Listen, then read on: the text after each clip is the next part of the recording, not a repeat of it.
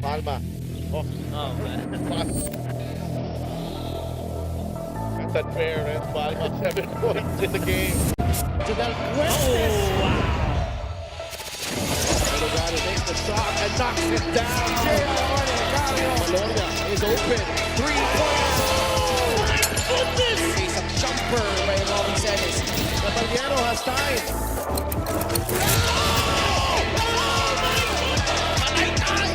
He just posterized Miles Kanya!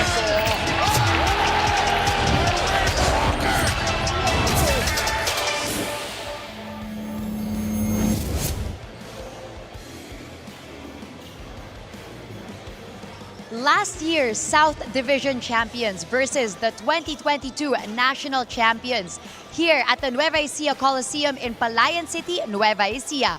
From going through growing pains, lineup changes, and heartbreaking losses, both Team Quezon and Team Nueva Ecija have gone through a roller coaster journey this season. But both teams have their eyes on the prize. For the Rice Vanguards, it's reclaiming that national title. And for the Huskers, it's redeeming themselves from last season. According to both Coach Don Dulay and Coach Eric Gonzalez, this is about to be a high-energy defensive game. At ito nga po ang inyong masasaksihan dito lang sa Maharlika Pilipinas Basketball League.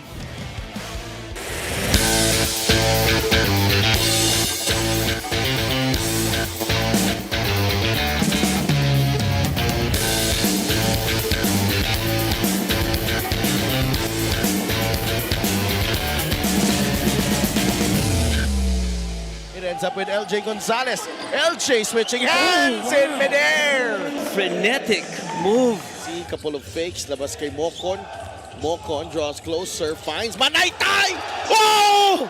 He just posterized Miles Kanyal! Christian Manaytay, that was nasty!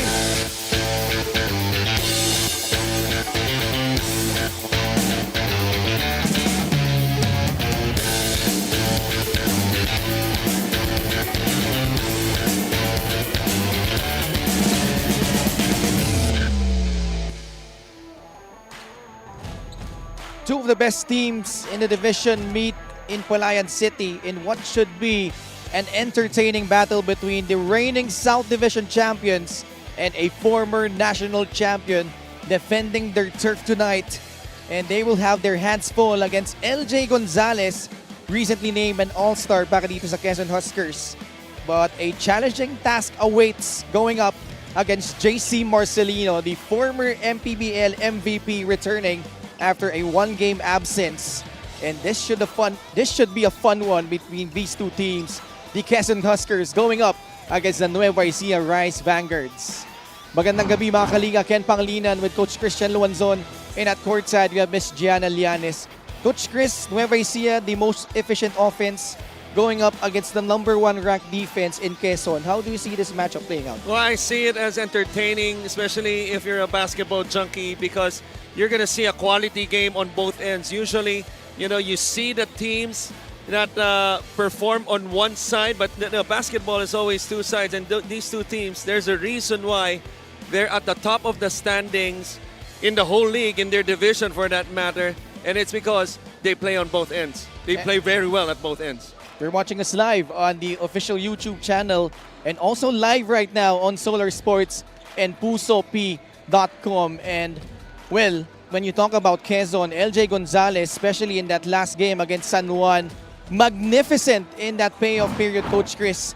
And in a game where they needed a win at home, he delivered in the clutch para dito sa Huskers. And this is where good players become great, right? Because we all know that he's the leader of this team. He's obviously the top point guard for their team, one of the top point guards in the league. But the way he displayed his composure in that last quarter where he did most of his damage, that's the most impressive thing about LJ. He scored when he needed to score. And even though you knew that San Juan was gonna double team him or whatever scheme they had on him, he just made the right plays and delivered. And always found a way when needed. Ito si LJ Gonzalez. On the other side, wag nating kalimutan sa Nueva Ecija, they have not only one but two former MVPs, John Wilson without the Marcelino twins and Robbie Celis, more shots were available for him and he took advantage of that opportunity, Coach Chris. Well, John Wilson, you talk about, transitioning. It's always hard, for players like him to be the top gun seasons ago, being named, the season MVP, and then suddenly you're asking him in a contender to come off the bench. So he just completely took advantage of the situation. In a former MVP also in Marcelino, sabi mo nga, who maybe load managed or maybe was nursing an injury, he's going to see action tonight. But anytime you have that opportunity, you have to rise to the occasion, and John Wilson certainly did. That's why he was the best player in that game.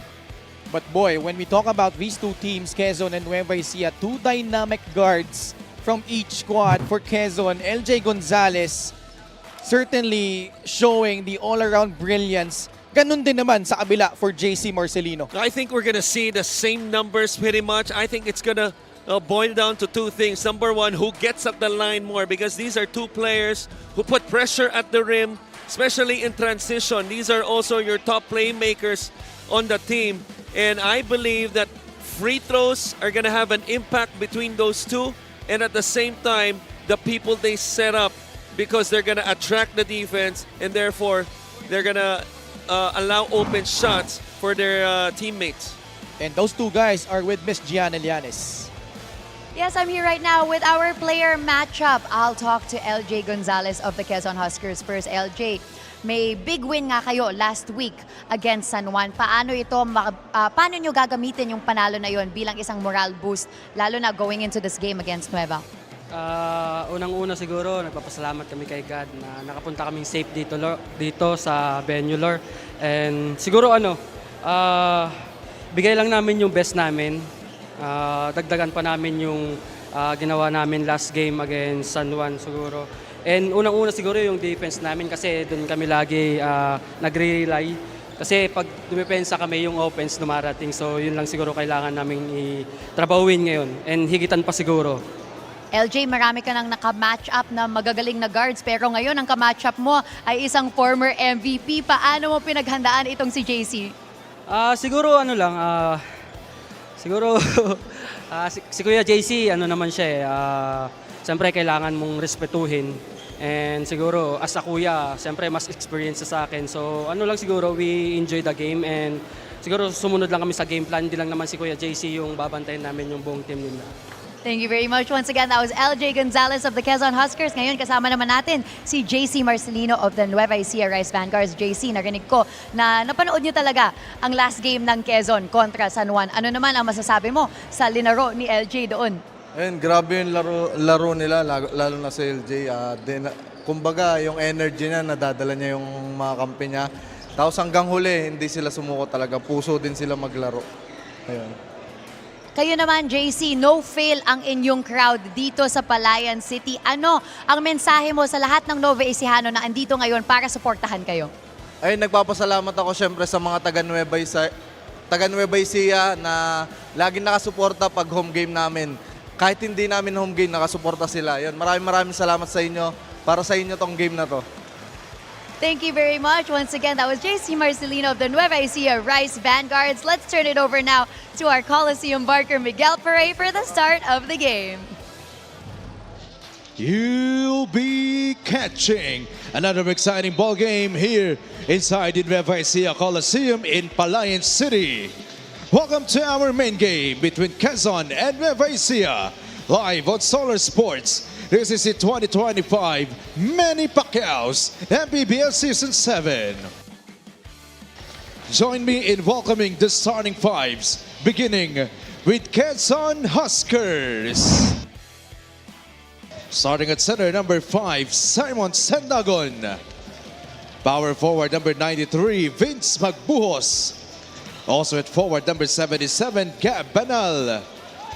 Off guard, number 2, Judel Fuentes. And at one guard, number 13, LJ Gonzalez. The head coach for Quezon Huskers is Eric Gonzalez. Assistant coaches, Richie Tixon, Ed De La Torre, Luis Velasco, Jonathan De Guzman, Nash Rosella, Bernard De Guia, and Jeric Teng. Team managers, Attorney Don Capunan. Team owners, Governor Dr. Helen Tan, Congressman Mike Tan, and Mayor Ralph Lim.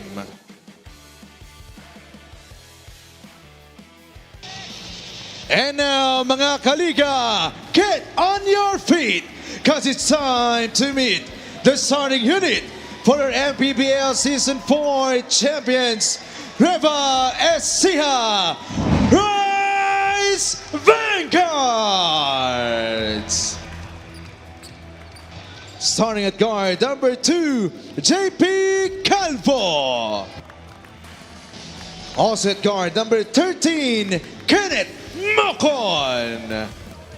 Small forward, number 11, John Wilson. Playing center, number 14, Will Macaloni.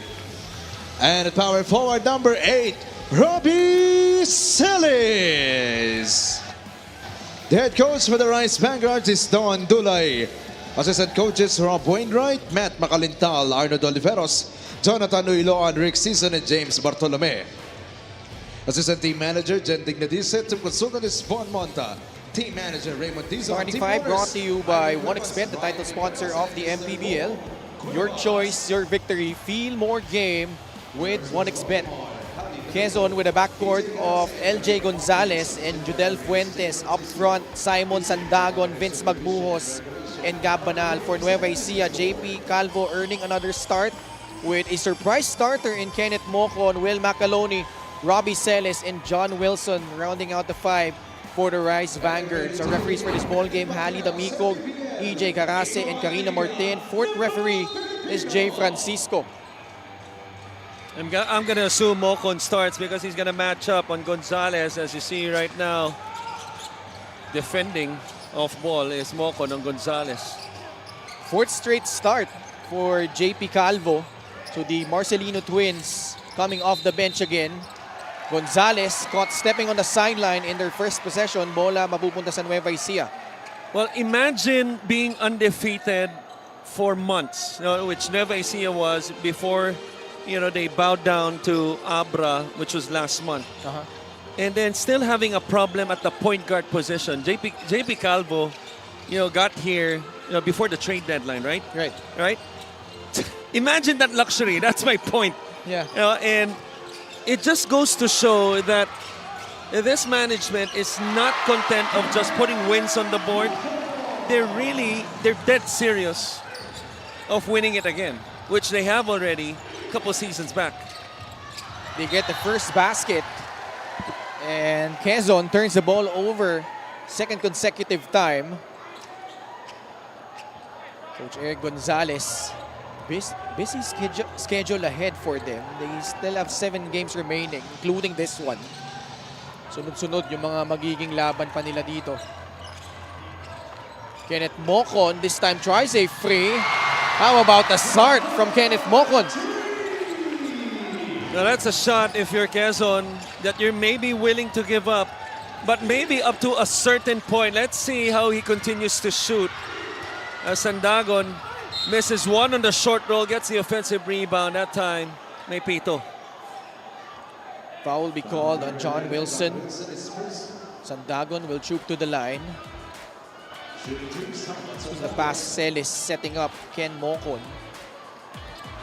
With some early offense para dito sa Nueva Ecija. Sandagon sinks in the first free throw.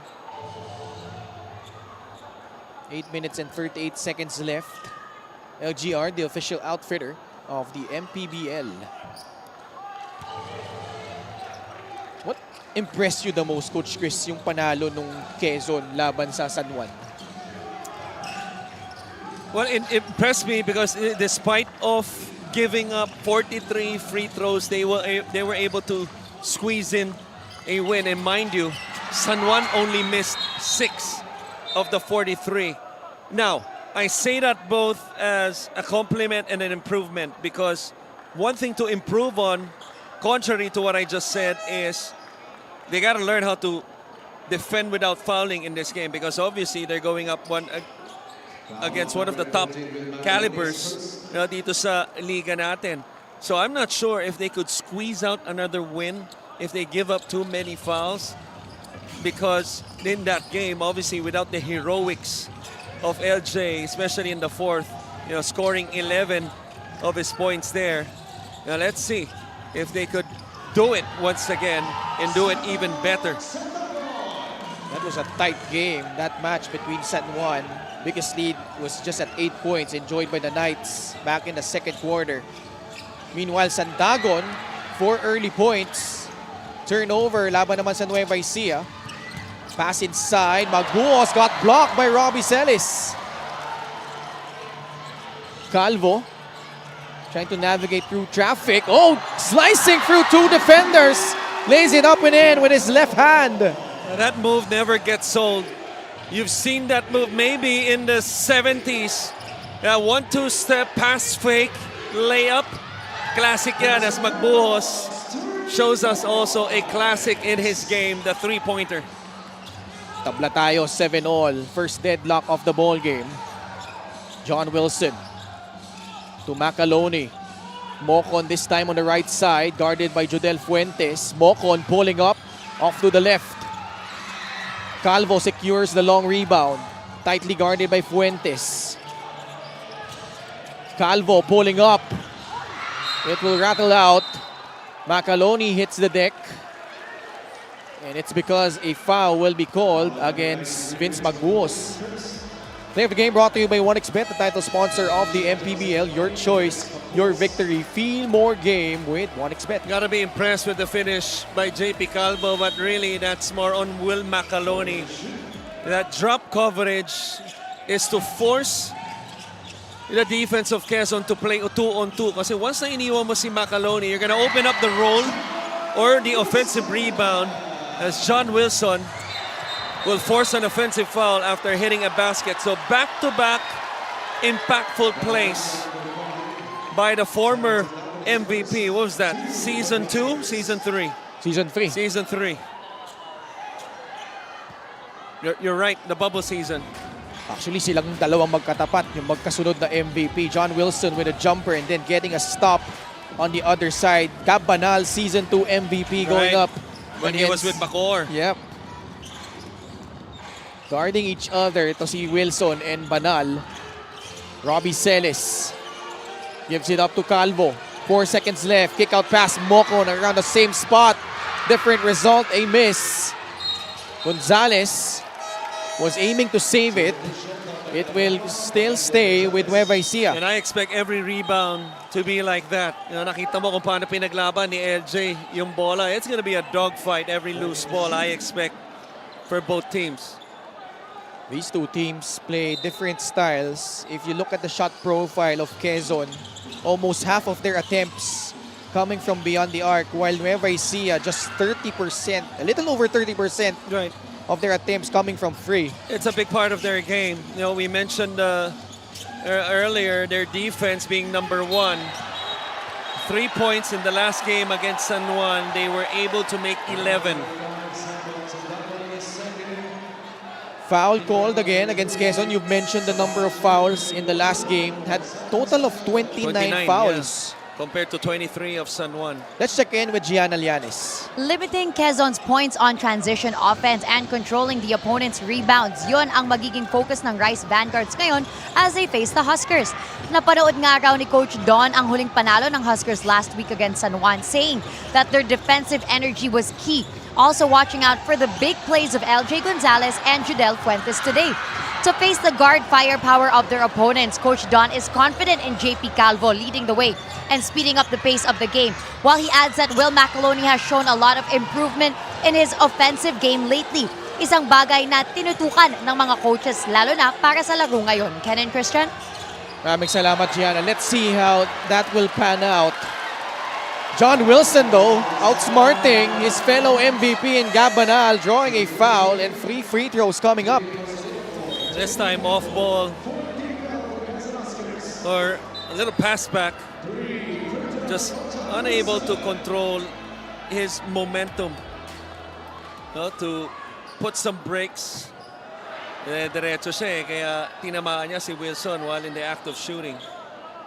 But just going back to Gianna's report, the importance on controlling the rebounds and also defending yung lethal backcourt nitong Quezon in LJ Gonzalez and Judel Fuentes. And Coach Don Dula has really shown a lot of confidence dito kay JP Calvo. Because those two things are correlated. If you take care of your perimeter, which obviously is the strength nitong Quezon, keeping the ball in front of you, playing them 2-on-2, 1-on-1, not giving them advantages. Right here, an advantage on the in transition exploited by the Rice Vanguards. It will allow your defense to control the boards. Chances are because hindi na magro-rotate, hindi na mag-help, hindi magkakabutas.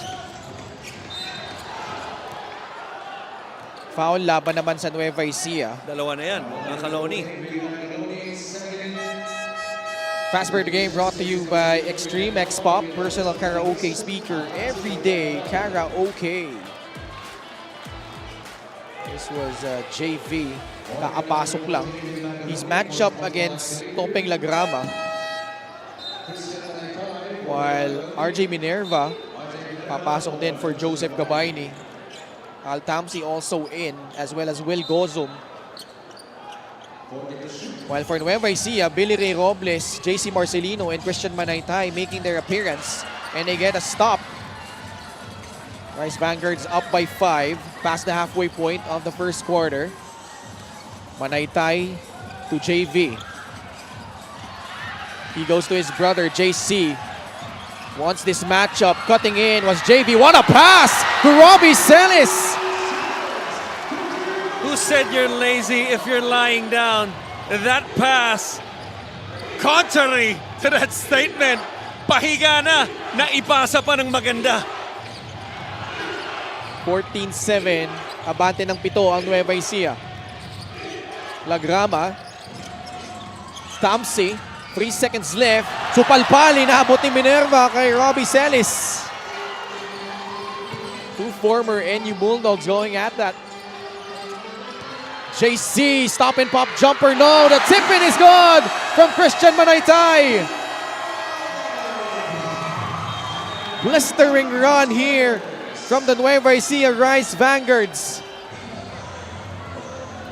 Oh, look at this play, this jumper, wide open jumper. Anytime you get good shots, even if it's a miss, it leads to offensive rebounding.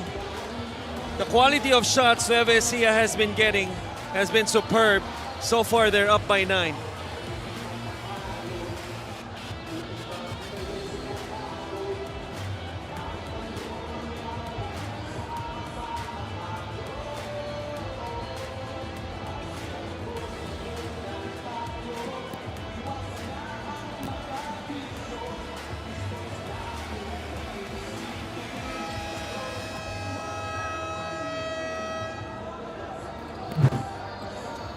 Nueva Ecija winning over Imos last Tuesday, 76-62. And this was a game where nagpahinga si Robbie Celis, JV, and JC Marcelino. Nagpahinga at nagpakaba, for at least for 2 quarters. Because Nueva Ecija, after 2 quarters, it was deadlock between Imos. You gotta give credit to Imos, obviously a much improved team, at least compared to last season. But in the 3rd quarter, they turned the switch on, especially on the defensive end, only allowing 11 points in that quarter, and then eventually broke the game wide open and won by 14. Now an opportunity to go up by double digits. Nueva Ecija pull-up jumper is good from JC Marcelino. Ayaw nila magkaroon ng breakdown defensively, Talk about yung defense nitong Quezon, kahit na below the 3 na, umiilalim pa rin sila sa screens. And that time, Marcelino makes them pay for the jumper. Kung sino man sa dalawa yon, hulaan nyo na lang. Joshua Yero coming up empty. JC, siya magtitimon para sa Nueva Ecija. Oh, the pass, medyo hindi na control ni Christian Manaytay. JV recovers. JV Marcelino joins in the mid-range party. Up by a baker's dozen now are the Rice Vanguards, 20-7. Minerva given space, goes for the reverse, a strong take, stopping that run by the Rice Vanguards. Oh, what a nice take by RJ Minerva and a smart play by Tamsi. I thought he was going for the ball by receiving the basketball, but because he was top locked, he instead gives a screen to open up the lane for Minerva. Nice finish. Right now, Nueva Ecija practically clicking on all cylinders, much to the delight of the Novo Ecijanos. Sa basketball, minsan simple lang eh. Ang hirap talunin ng team na hindi nagmimintis. So far, Nueva Ecija, it's even hard to remember the last time they missed. Kaya 23 points na sila. Meanwhile, Quezon has been giving up the basketball. 3-point shot brought to you by Extreme, your one-stop shop appliances. There's a simple play right there, pops out to the top of the key and that small window of being open. He takes advantage of it, knocks it down. 14 ang lamang, 23-9. JC, Manaytay, short, Hierro the rebound. LJ quickly on the other side, puts on some speed, That's a foul. but no whistle. Right. Gabaini in traffic, naagawan. Numbers here for Nueva Ecija. Manaytay goes up strong for the layup.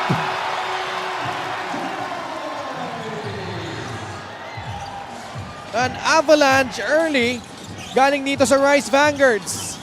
Always a matchup nightmare is Nueva Ecija, especially in transition. Diego Dario, what an answer. Pamatay sunog na tres. But still a 13-point bubble. 1 minute remaining. JC matchup against LJ. Marcelino. Ball tapped away. It will stay with Nueva Ecija. Coach Don Dulay. Mama-warningan yata. Yeah. No? Hindi niya nagustuhan yung no-call doon. He thought there was a lot of contact on JV Marcelino as he drove towards the baseline on the left side. Jam Ramito is now in, getting past Joseph Cabaini. That's just pretty much a blow-by galing dito kay Jammer. What an execution of that simple screen-to-screener play. You could say it's a play that every team runs, even in the collegiate level. Triangle screen-to-screener, but Diego Dario trying to block off the last screener, and Jammer Humito read it so well. He popped out right away, kaya nalibre siya. And a strong finish for the three-point play. 28-12, lead up to 16 points. 47 seconds left. Dario left open. That one will pop out. Nueva Ecija having their way here in quarter number 1. JC gets into traffic. Bagsak si Gabaini at si Joshua Hierro. Penalty na kanina pa ng Quezon Huskers. 36 seconds remaining. Obviously, babalik pa sa Nueva Ecija ang bola after these two free throws. It'll be interesting to see, Ken, papasok ng second quarter, kung ano maging adjustment ni Coach Eric in terms of their ball screen coverage. Because they were playing in the percentage of going under the screen, and obviously the shots have been going in. So do you stick with it and maybe eventually, wait for Nueva Ecija to miss? Or, do you hard hedge? Do you double team? Do you force the ball out of the hands of the ball handlers, which will open up eventually? They're big men, but this guy, Diego Dario, his 2 threes, giving Quezon a big lift, even after a struggling quarter for Quezon. Chops the lead down to 15. About a 2-second differential between shot and game clock, but it will not matter because another foul called against Quezon. Marcelino just hit a wall.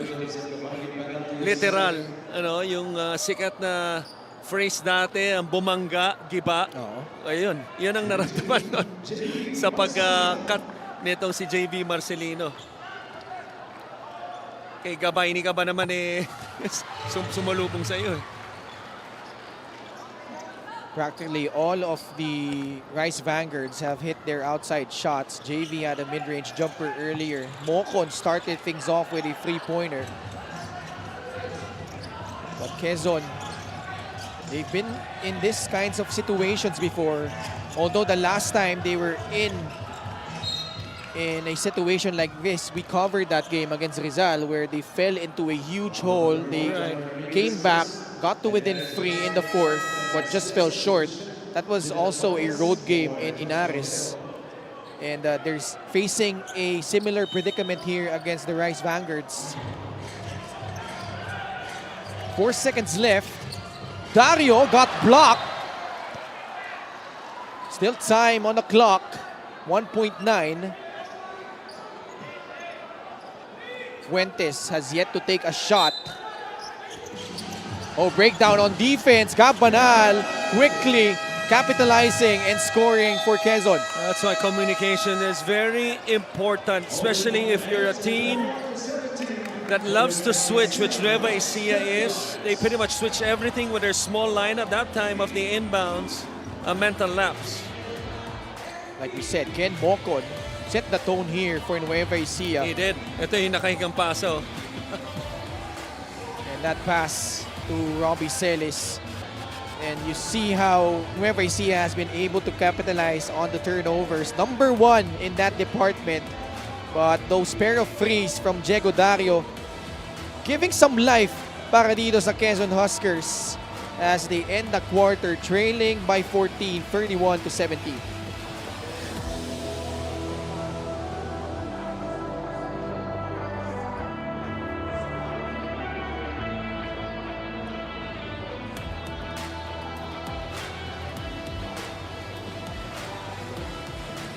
The Nueva Ecijanos in full force. We have Commissioner Kenneth Doremdes, Head of Security Rudy Distrito, Head of Operations Emer Oreta. And so far, Nueva Ecijanos enjoying this 14-point lead. Special deal from 1xBet. Scan the QR code and claim your special offer. Now you look at the numbers right here. We touched on it earlier. You know, Quezon being number 1 in points allowed. You know, Coach Eric Gonzalez, really one of the few coaches really in Philippine basketball wherein really takes pride on defense. And I know this personally because he was one of my first coaches, you know, almost 30 years ago. So this is no surprise to me. And Don Dulay, an emerging, outstanding coach. Talk about a guy, okay, he's a former teammate of mine who has not only the mind of a point guard, but really a mind of a coach who knows how, he's a relational type of coach. Oh. Breakdown on the defensive side from Quezon. JV knifing through the lane, and similarly on the other side, Diego Dario with the emphatic response. Already has 8 points. And ang ganda na, no, yung mga sagot ni Diego Dario. But the thing is, they cannot trade baskets. They need stops on this side of the floor. Talk about Quezon. Kung maalala mo, si Diego Dario rin, yung namayani nung second period against Rizal. Banal, Vince Magbuhos, RJ Minerva, Diego Dario, and Judel Fuentes. Vince Magbuhos. Binabantayan maigi ni JC, but JV was behind. Almost got a steal. Dario, extra pass inside, in traffic. Minerva, relentless, able to roll that through. No way to stick with it in that possession for Quezon. It looked to be leading to a turnover. Ang daya eh. May clone. Itong Nueva Ecija. Akala mo binabantayan ka na nung isa. Aagawan ka pa nung isa. No, but then again, Quezon able to recover and score off of Minerva, and then they get a stop. Ito yung nabanggit natin. So a chance to trim the lead down to 10 or even to single digits with a 3. Dario to RJ Minerva. Laban kay Jamaramito. Dario. Minerva lost it. Magbuhos was there for the retrieval. Fen on the shot clock. Dario makes his move. Pass to Judel Fuentes. Pulling up. Fuentes off the heel. Robles secures it for Nueva Ecija. So you see the scramble defensively by Nueva Ecija. It may look like that it's not organized, but everything in their system defensively, especially the way they switch, has a system. That time of the ball screen up top and the drive to the baseline, how Robles peeled off the defender and was able to help switch. Gab Banal has really found a stroke lately for the Quezon Huskers. Buries a 3-point shot.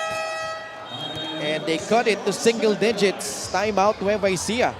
3-point shot brought to you by Extreme, your one-stop shop appliances. Caught in a confusion that time. 2 on the ball, on top. And then a quick find for the open man, Gab Banal. And Gab Banal, always known as a shooter.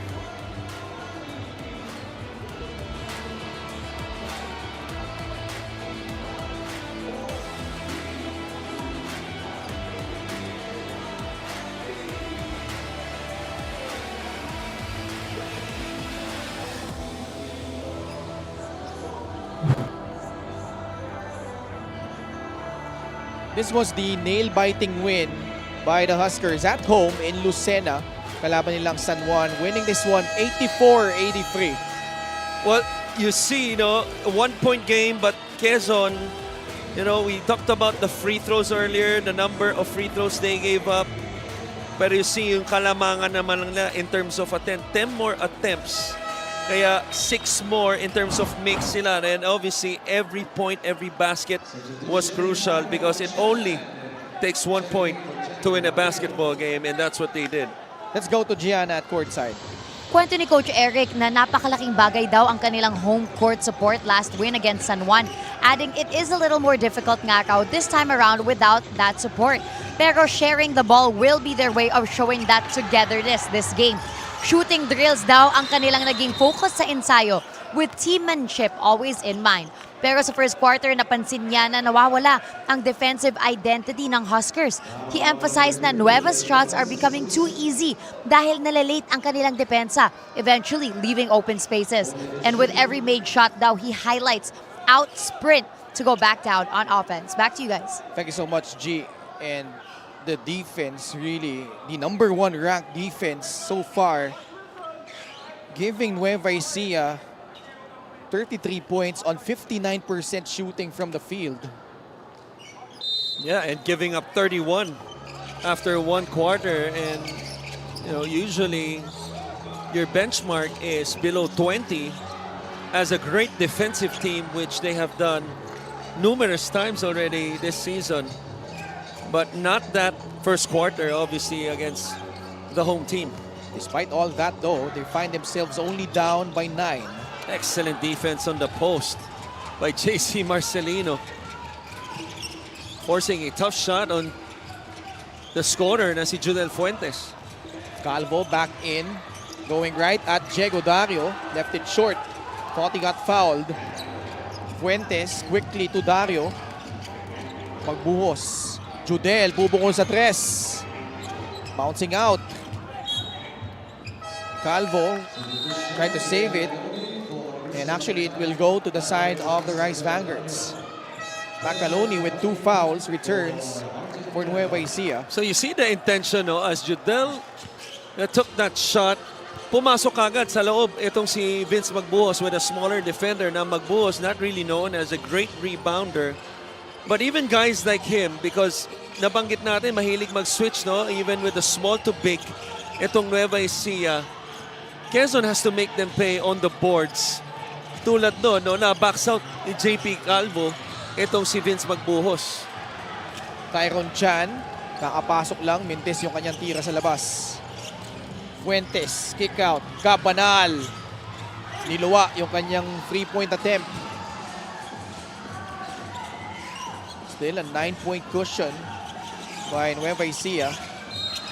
JC straight to the rack. Count it, plus a foul. Obviously, something is wrong with your defense, and Coach Eric is letting them know emphatically about it. This is what coaches hate, Ken. Splits. 1, 2, 3. 3 white shirts na iwanan ng isang tao. Guy on the ball, guy on top, which was Magbuhos, and guy defending the screener, which was Gabayni. Ang mabigat doon, 3-point play pa. Na nakompleto ni JC Marcelino. 7 points. Perfect from the line. Papagtan muna siya ni Kenneth Mocon. Entry pass down low. Gabayni, hook shot. Too strong. Will Macaloni with a rebound. Under 6 minutes left. Mocon. Wilson off that pass from Tyrone Chan. In front of him, Vince Magbuhos. Crossover by John Wilson. Lost it. Fuentes in transition against Ken Mocon. Off the glass and in. Great show of composure from Judel Fuentes. How about the strength to absorb contact and even fading towards the baseline, really. The concentration to finish that one. Impressive finish. Macaloni. Mintis. LJ the rebound. Approaching the halfway point of the second period. Another turnover. Pang-pito na yan laban sa Quezon. Calvo will slow things down. Working with Macaloni. Solid screen provided by Will. Mocon. Attacks. Hindi sila nagkaintindihan ni Will Macaloni. Turnover naman laban sa Nueva Ecija. Just poor spacing all throughout that possession that started on the right. So I see Tondulay right now shouting spacing. Fast break game brought to you by Extreme X Play on the go speaker. Take your music anywhere. So when I tell you he's a former teammate, believe me, he's a former teammate. Kahit magkaibang side kayo, nagkarinigan pa din eh. Kaya And Mocon with a steal. Ang mabigat doon, parehas pang kalbo. What a trail. Robbie Celis straight to the cup. Balik sa 12 ang lamang. The play doesn't stop. Okay, until you get the basketball.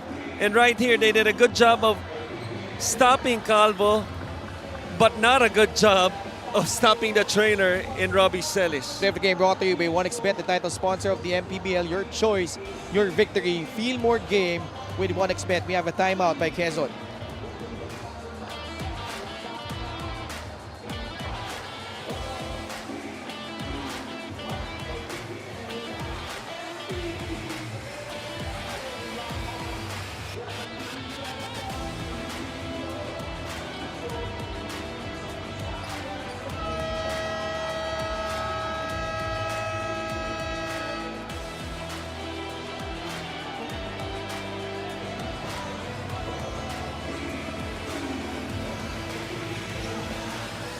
Next 3 games of the Rice Vanguards, they will return at home on the 30th of August, kalaban ng Ilagan Isabela. September 3, Sarangani, and then on the 15th, they will take on the Quezon City Galleries Taipan. Yan yung isang nabanggit mo sa akin kanina while we were on the way here that you are so looking forward to yung matchup na yun against Ilagan, because I believe you're gonna cover that game too. Yeah, maganda yung laban na yan. At saka sabi mo sa akin, gusto mo yung mga long drive. Ay, singit mo pa yun. Oo. Huwag mo na i-reveal kung bakit. Gonzalez can't get past Will Macaloni. And Jodel Fuentes caught stepping on the sideline. So how will Quezon resolve the switching defense of Nueva Ecija?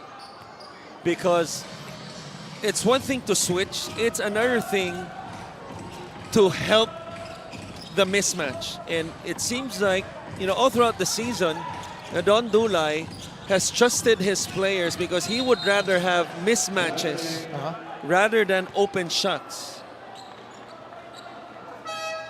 And that time, the last defensive possession, Will Macaloni switched on LJ Gonzalez. LJ Gonzalez was trying to take him off the dribble, pero yung mga kasama niya was alert enough to pack the floor and to shorten those gaps and eventually force a turnover.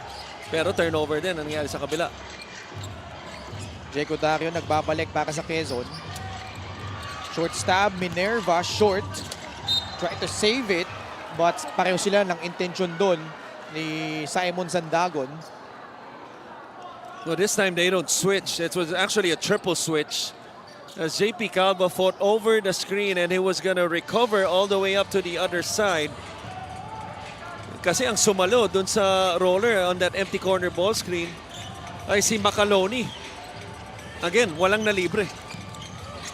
Celis, gandang galaw yun.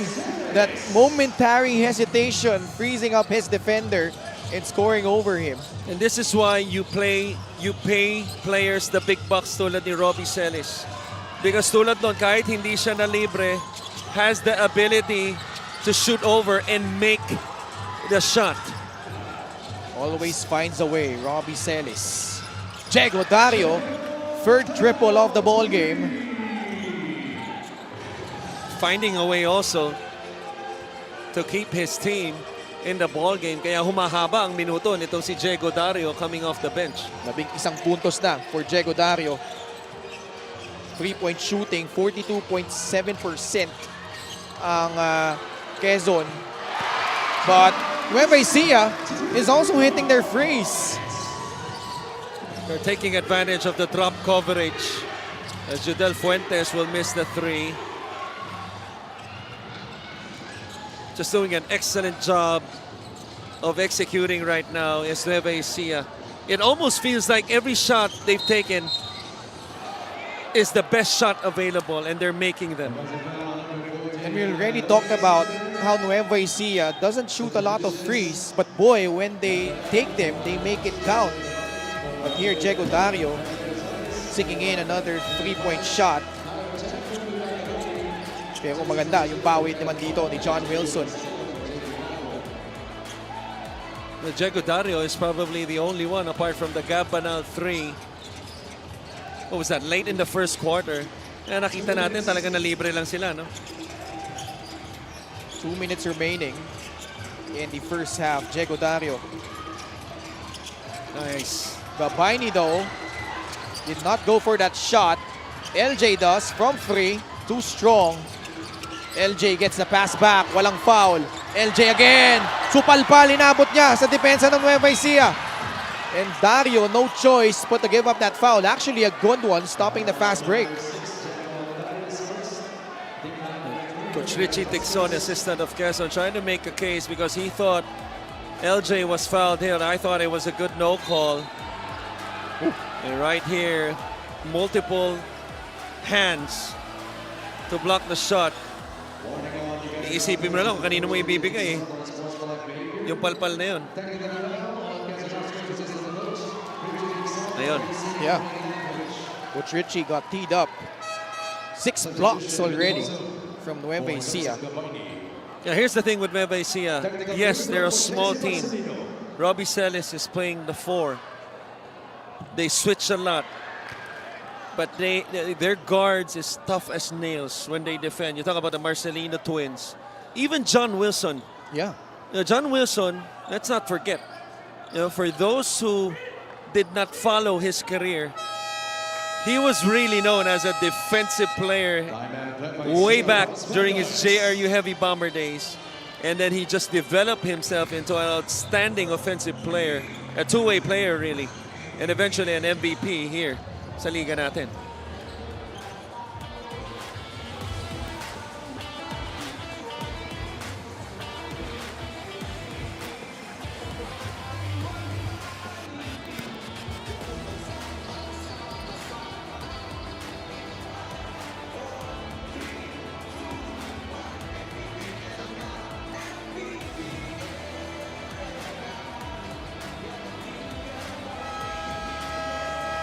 Back with us here inside the Nueva Ecija Coliseum as we check out our Gixxer fan of the game, born for greatness. Kasalukuyang abante ang Nueva Ecija ng 14 na puntos, 43-29. And in their head-to-head matchups, tabla sila actually. Season 5 nanalong Quezon at home against Nueva Ecija. That was that game winner by Robin Ronyo. Bumawi naman Nueva Ecija last year. Is Robin Ronyo still in the league? Parang hindi na yata eh. Huh? Which is surprising.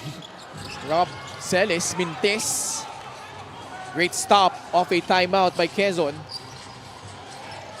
Despite all this, may pagkaaton pa silang maibaba ang kalamangan.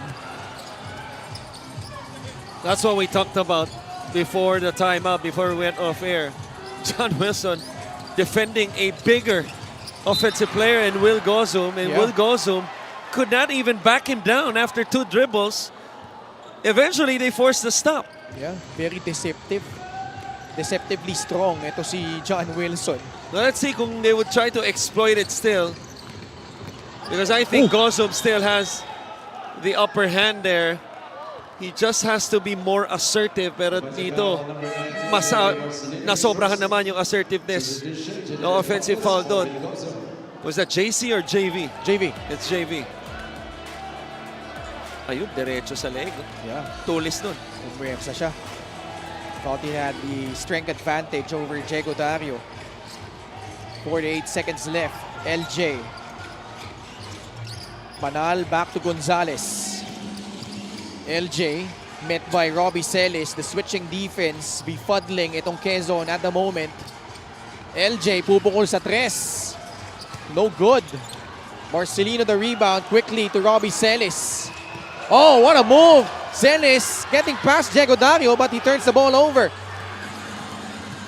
Opportunity in transition para sa Quezon. Dario drifting left, but before that, a foul given by Tyrone Chan, preventing that shot. Quezon being held to only 29 points in the first half.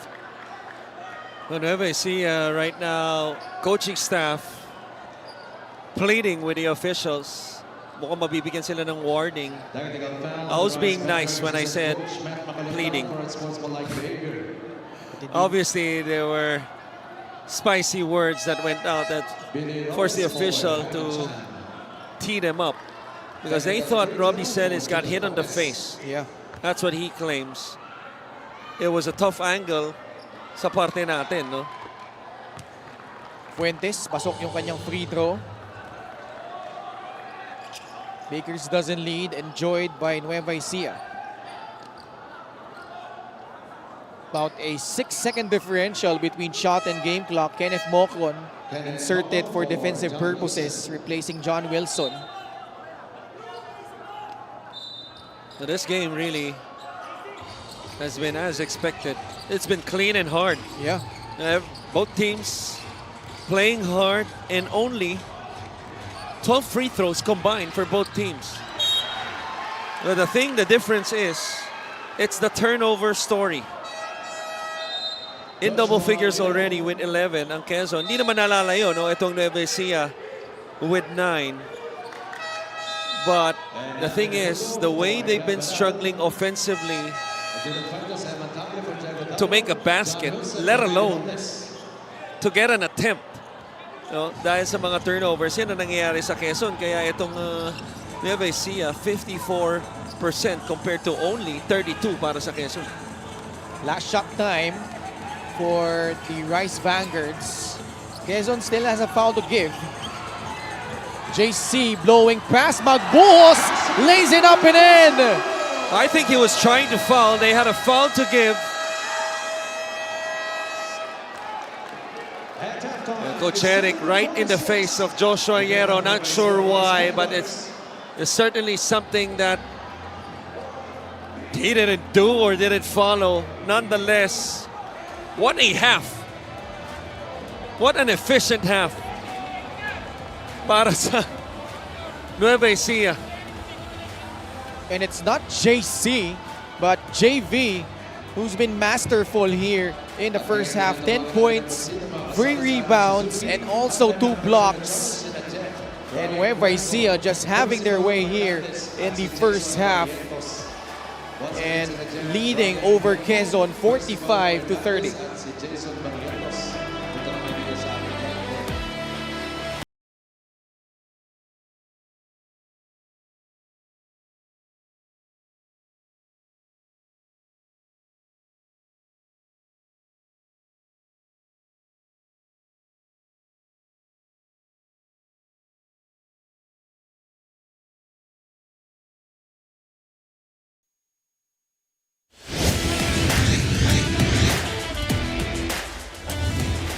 Welcome back to Maharlika Pilipinas Basketball League. Ako po si Gianna Llanes at andito pa rin po tayo sa Nueva Ecija Coliseum sa Palayan City, Nueva Ecija. For our main game for tonight, it's between the Nueva Ecija Rice Vanguards and the Quezon Huskers. The score is 45-30 in favor of the Rice Vanguards. Pero kasama ko ngayon ang assistant coach ng Quezon Huskers na si Coach Jeric Teng. Coach Jeric, first of all, not basketball related, but the last time we spoke, it was the Nyog-Nyogan Festival. Sa Quezon, I heard that this was a huge success. Ano ang mensahe mo sa lahat ng Quezonians na naging parte ng celebration na ito? Siyempre, nagpapasalamat kami sa lahat ng mga Quezonians sa sinuportahan yung ating Nyog-Nyogan Festival. We're very proud of the outcome. Maraming tayong natulungan sa mga beneficiaries natin. Makapagpaaral tayo ng mga anak ng mga farmers natin. So, it's very, very successful celebration ng Nyog-Nyogan Festival. Now let's get back to talking about this game naman. You guys are down 15 points. Anong kailangan nyo pang gawin para i-limit nyo nga ang inyong turnovers and to get back to the defensive identity of Quezon? We just have to handle the pressure kasi wala namang bago eh. We've seen it all. We just have to take care of the ball and masyadong mataas yung scoring nila. We didn't play our brand of basketball. We have to play better defense second half. You may not be in your home court today, but I'm sure a lot of people are watching, supporting your team. Ano naman ang mensahe mo para sa kanila? Yes, of course. Pinapasalamatan po namin ang lahat ng mga Quezonians na sumusuporta sa amin every game, whether it's live on our TV. Maraming salamat po. Siyempre sa aming owners, Governor Dr. Helen Tan, Congressman Attorney Mike Tan, Boss RD Ronel Tan, Bokal Doc Kim Tan, si Dr. Kate, si Mayor Ralph Lim, Kobe Malik, Calix. Siyempre, andyan din si Attorney Don Kapunan. Binabati ko na rin po lahat ng mga kababayan ko dyan sa Gumaka, Quezon. Kita-kita po tayo. Sana supportahan nyo lang po yung team natin. And hopefully, we get to turn things around sa second half. Thank you very much. Once again, that was the assistant coach of the Quezon Huskers, Coach Jeric Teng. Magbabalik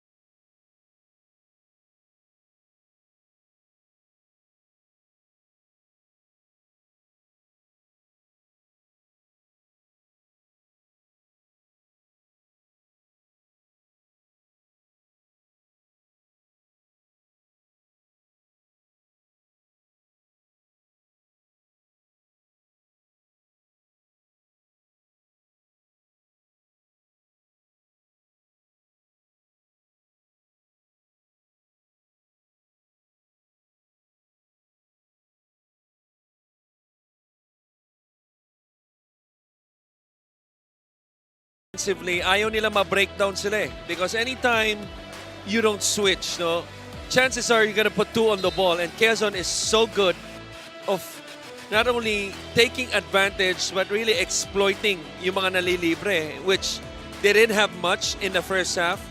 On the other end, offensively for Nueva Ecija, they've been executing very well, finding open shots, hitting tough shots, getting in transition, forcing turnovers, capitalizing on those turnovers.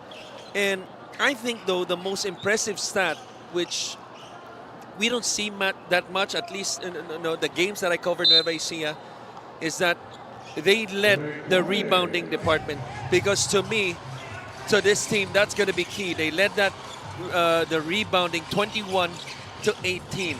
Because anytime you rebound well, with a fast and small lineup which Nueva Ecija has, chances are you're going to get out on the break and you will be able to maximize guys like Marcelino and Robbie Celis.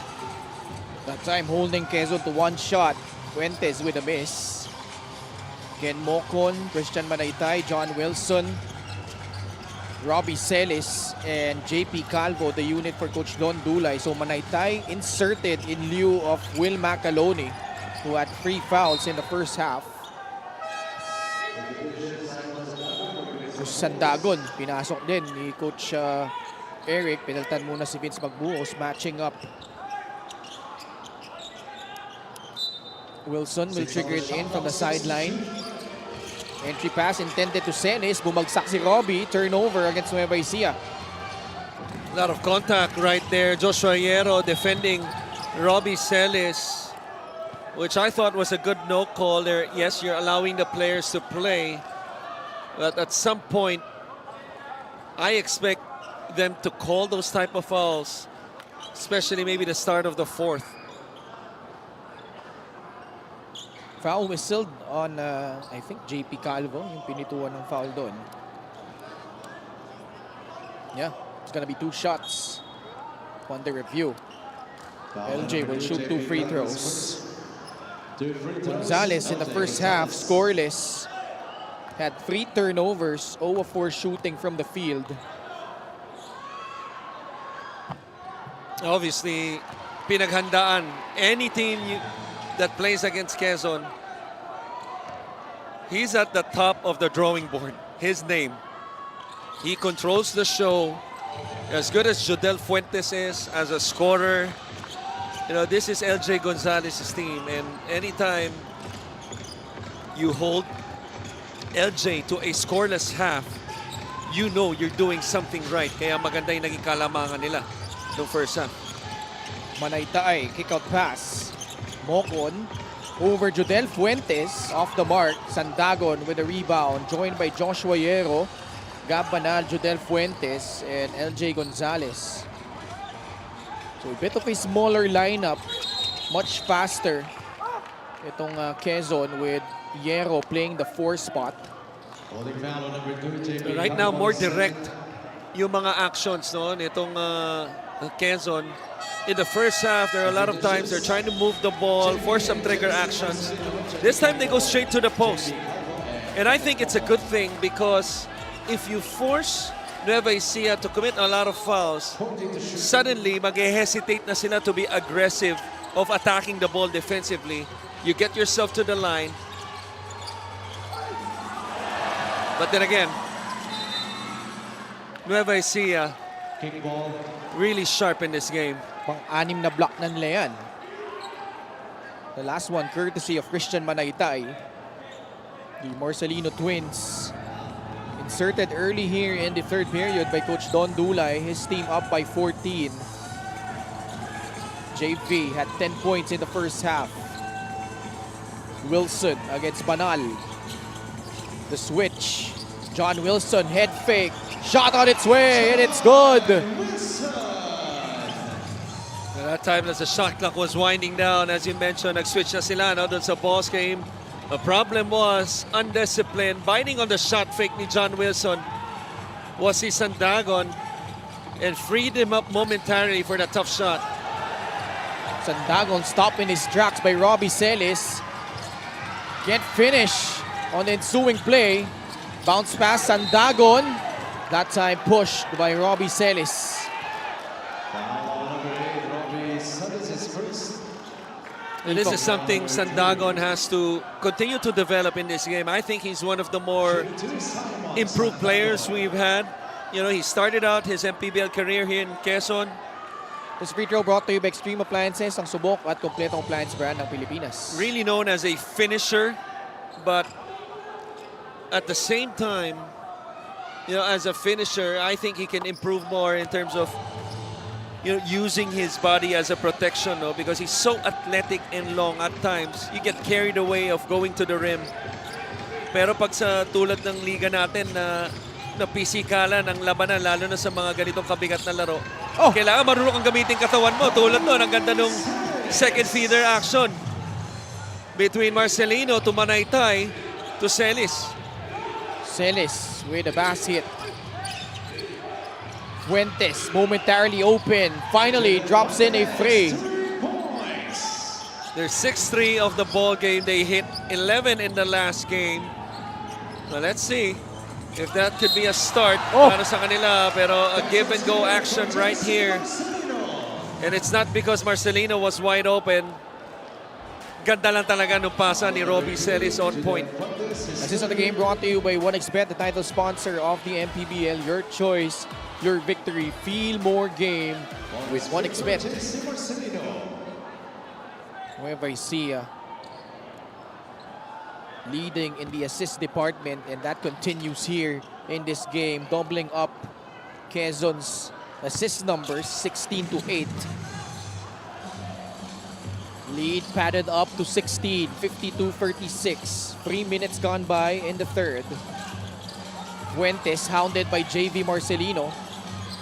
Fuentes lobs it inside, turns the ball over. Pass. Yeah. John Wilson. JC Marcelino at the attack by JC. Fishing for a foul. More free throws coming up for Nueva Ecija. He didn't need to foul there. I thought he had the advantage already. It wasn't a clear blow by. Look at this pass. One-handed pass. And Marcelino, you see the connection between those two and the three-point play. Play of the game brought to you by 1xBet, the title sponsor of the MPBL. Your choice, your victory. Feel more game with 1xBet.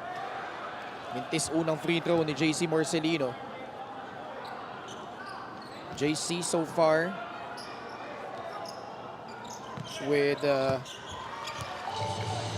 12 points. 17-point lead for the Rice Vanguards. Diego Dario nasa loob na for Quezon. Replacing Jodel Fuentes. LJ Gonzalez. Tightly guarded by JC. The switch. Gonzalez splitting John Wilson and Robbie Celis, but fails to finish. JC straight to the cup. At babalik siya sa free throw line for 2 more. Foul on number 77, Gabanal is second. Just too much standing on the part of Quezon. I expected them in the second half, anticipating the switching defense of Nueva Ecija to do a better job of slipping to the basket. But instead, it's been all pretty much one-on-one. No, sa Tagalog, madalas natin marinig sa mga coaches yan. Medyo kanya-kanya. No? And That time, maganda yung nangyari kay LJ doon. He was able to maneuver against the defense. Special deal from 1xBet. Scan the QR code and claim your special offer. But you saw how Nueva Ecija just packed the paint, forced the miss, and attack quickly on the other end. Diego Dario catch and shoot. How good has Diego Dario been? Not only in this game, but in all the big games, really, of Quezon this year. Fourth three-pointer from Diego Dario. Total of 14 points. Manaytay. JV back to Christian. Lost it. But it will stay with Nueva Ecija with 8 on their shot clock.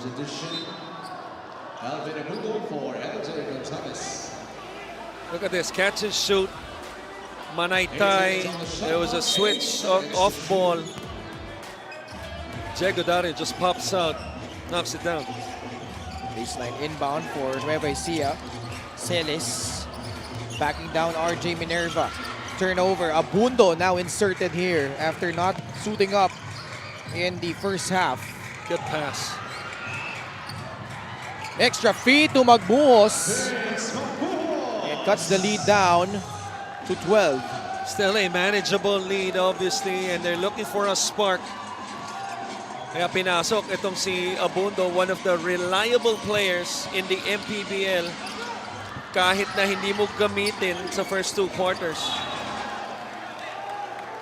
Minerva fails to secure the rebound. Nueva Ecija will get another crack at it. If that was any other player, yung hindi ka naglaro ng 2 quarters, medyo gigil ka, hahanapin mo yung sayo, ititira mo na yun eh. Pero pag veterano ka na tulad ni Abundo, who knows how to win, who knows how to make winning plays, even though the assist is not directly credited to him, he was a big part, kaya nakabasket sila ron underneath. Tyrone Chan off the pass from Will Macaloni. But the return pass off target, turnover laban sa Nueva Ecija. Now Will Macaloni, who struggled, not even playing, but really staying on the floor. Yeah. Because of foul trouble. This is a big quarter to me para sa kanya. If he could establish himself, get into a rhythm, I think it's pretty much over. Para sa Quezon, because mas mahirapan na silang bantayan itong Nueva Ecija. Banal. Pass tap. Shot clock violation. Laban sa Quezon. Just could not get over the hump at the moment.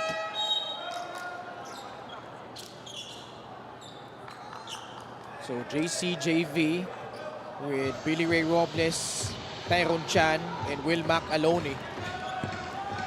If you're Quezon with this lineup of on the floor by Nueva Ecija, and considering how they've only taken 9 attempts, you might want to force Nueva Ecija.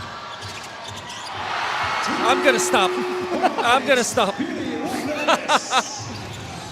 Hulaan nyo na lang kung ano yung dapat na sasabihin ko. Ako, alam ko. Okay. But boy, when Nueva Ecija is shooting like this from beyond the arc, pretty much hard to stop. 56-41. Even better, unstoppable. And then, we have guys like Marcelino finding Billy Ray Robles down low. Banal forced to give up that foul. Already his third. Robles will choke back to the line. Tamsi will check in. Coach Eric Gonzalez trying to find the right combination. LGR is the official outfitter of the MPBL. Good on the first. The Ilonggo Superman won a championship with Coach Don Dulay back in Season 3 with the Davao Occidental Tigers. May pasok, parehong free throws. 58-41. Alvin Abundo to Diego Dario, back to Abundo. Tamsi. 8 on their shot clock. The defense of Nueva Ecija suffocating, but a good entry pass. Diego Dario at the last second finding Joseph Gabayni down low. And that's a mental lapse on Will Macaloni because all four guys were playing excellent defense. And he just allowed Gabayni to seal him deep underneath and gave up that 2 points. That's off of Billy. Quezon gets a stop. Now then, can they convert on the other side? Assist of the game brought to you by 1xBet, the title sponsor of the MPBL. Your choice, your victory. Feel more game with 1xBet. Go. JV gets it. Lays it in. Turning defense into offense quickly are the Rice Vanguards. 60-43, a commanding 7-point advantage. Offensive foul. It's going against Alvin Abundo. Offensive foul on number 29, Alvin Abundo is first. Substitution, Joshua Yellow. This was the wayward pass by Tamsi. And big no-no whenever the Marcelino twins are on defense. They just cannot find a consistent rhythm. Yeah. 4 to 5 plays wherein they make 3 straight stops, make 3 straight baskets. It's usually 2 baskets, 1 stop, and then it's a reset for Quezon. Mahirapan talaga sila makahabol. Diego Dario, 5th three-pointer of the match. Where would Quezon be without Diego Dario? What a kick out by Minerva, not really known for his playmaking that time. Drove the basketball in transition and knows who to pass it to, the hot hand sa kanyang teammate na si Dario. Robles inside, penalty na ang Quezon. That shot will not count, but he will head to the line for 2 more free throws. Look at this. He sees an opening. I'm surprised, or impressed rather, that he saw behind him was that JV Marcelino. And then obviously his trailing teammate na si Diego Dario. Robles, babalik sa 15-foot line. This time, missing on the first. 2 minutes and 6 seconds remaining. Diego Dario, once again outdoing himself. 17 points tonight. 2 misses at the line though by Billy Ray Robles. Abundo nagtitimon para sa Quezon. Minerva. In front of him, Tyrone Chan, Gabayni. Working with Diego Dario. Cuts back door. Dario feeling it and swishes in another triple. 20 points for the former UP Fighting Maroon. That's the key to what you just said. The former UP Fighting Maroon. 6 out of 8 from rainbow distance, but he gives up a foul against JP Calvo. Number 6, He got one more. Before that foul, and this was the backdoor by Dario. A little Steve Nash dribble to the 3-point line. Why not? All net.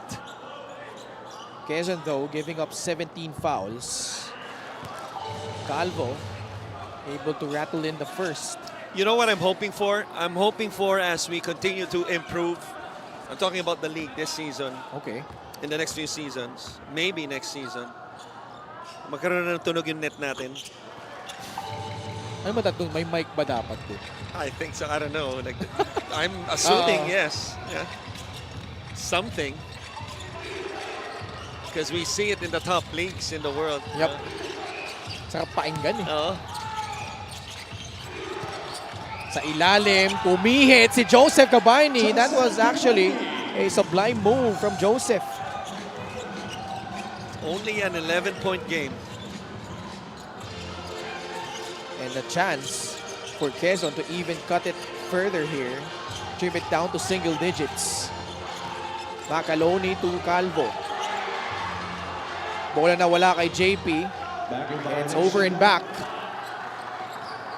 Quezon Some mini run here at the tail end of the third period. Dario will get a breather. In comes Topeng Lagrama. Important 2 possessions para sa Quezon. They score here. They're gonna get the ball back with 52 seconds remaining.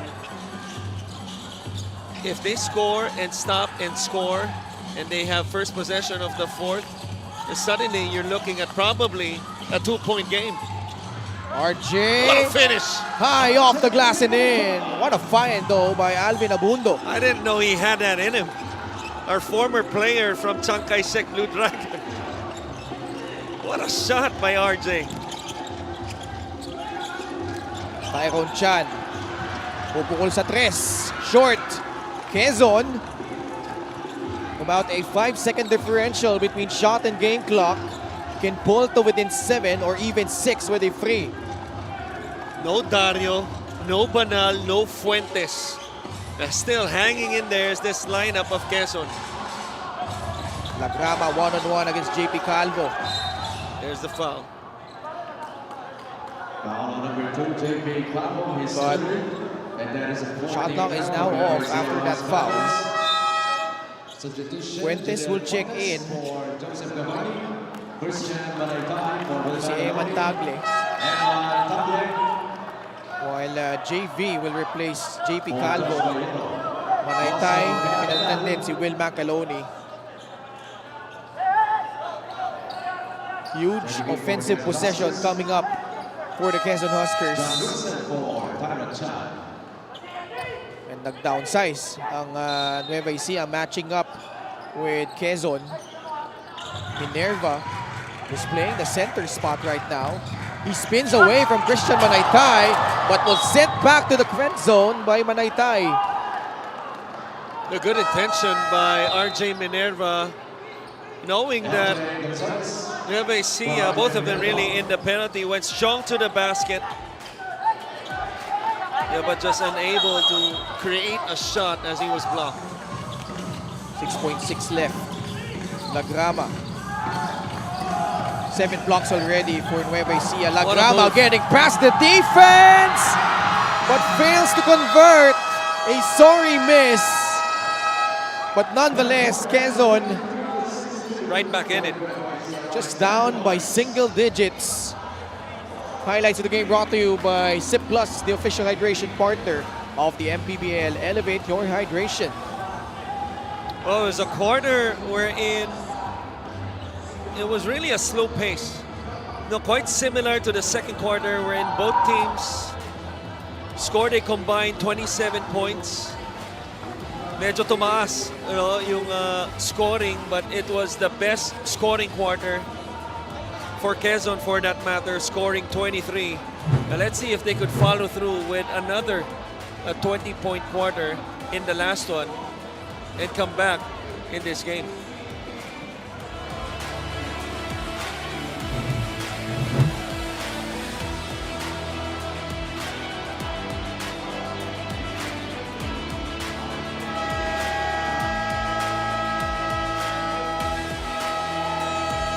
Nueva Ecijanos have come in full force here in Nueva Ecija in Palayan City.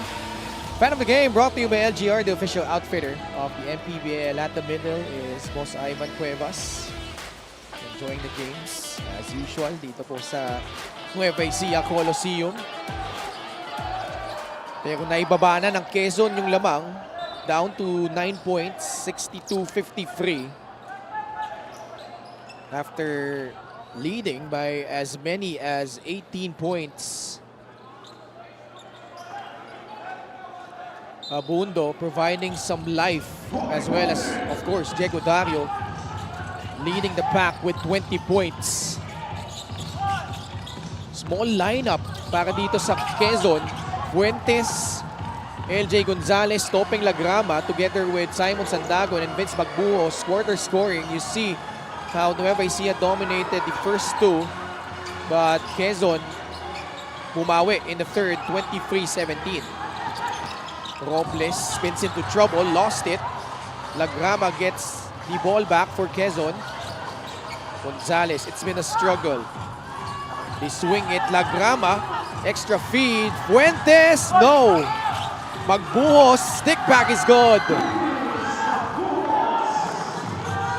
A terrific swing of the basketball to find the open shot.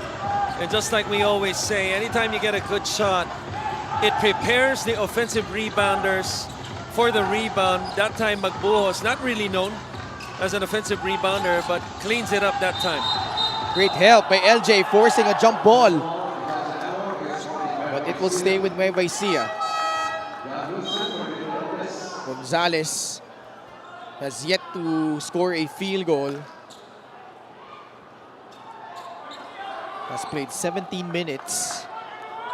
One guy we haven't seen here in the second half is Will Gozom for Quezon. Right? Macaloni. Wilson, nawala yung bola sa kanya. Turnover na naman laban sa Nueva Ecija. Fuentes, lost control. Counter steal by the Rice Vanguards. Macaloni, what a pass inside. Celis, 2 points. This is a good timeout by Coach Eric, because I was about to say, if you're Nueva Ecija, they went away of pushing the tempo of this game, because I don't think Quezon will be able to run with them, and they take advantage of this and they get the ball from outside to in, and then that connection between the two bigs. This is the game brought to you by OneXBet, the title sponsor of the MPBL. Your choice, your victory. Feel more game with OneXBet. Timeout Quezon, down by 9.